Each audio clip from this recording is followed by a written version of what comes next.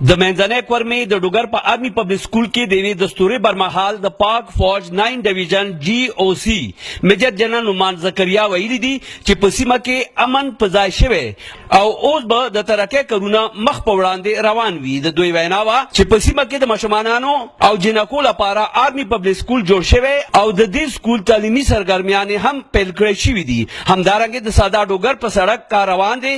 د صحت سہولیاتو ورکولو لپاره په ډوګر کې تحصیل هډ کوارټر اسپیټال ودانۍ جوړه کړې شوې ده.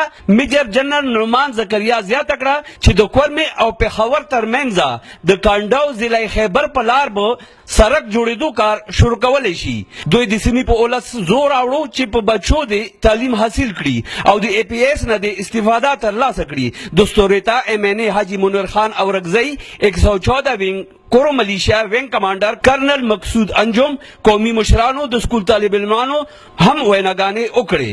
دوی په 1965 کې د پاکستان او هند ترمنځ په جنگ کې د پاک فوج او نور شهیدانو غازیانو ته د عقیدت پر ځمنې وړاندې کړې. دې مهال د سیمې تعلیم پرمختګ د نورو ترقیاتي کارونو په هکله MNA حاجی منیر خان اورکزئی APS پرنسپل د ګرل سیکشن پرنسپل او یو طالب علم خبر نیوز ته څه داسې وویل. یقین د مو مختلف تقریرونو کې خلکو سره هم دا کسی ګړي دي چې د آرمي په واجی یمو هغوی سره په شرکت په یو ځای دوره کارونه به هغوی لکو کې وکړو چې تاسو سوچ هم نه وي کړی. د هلکانو کوم پرفارمنس تاسو وکتل نو انشاءالله دا به مخکې نور هم د دې قابل جوړېږي چې به کډر کالجونو ته ځي یا به مخکې آرمي رینک آفیسرز ته ځي یا به انشاءالله سیول اتھارټیز سیول پبلک سروس کمیشن دی یا SSC ایگزام انشاءالله به دې کوالیفای کړي. دلته کې ما داسې کتلی چې دا ښځې چې کومې دي دو تعلیم نه بالکل وروستو کېږدلې دي او الحمدلله اوس دا چینجز راځي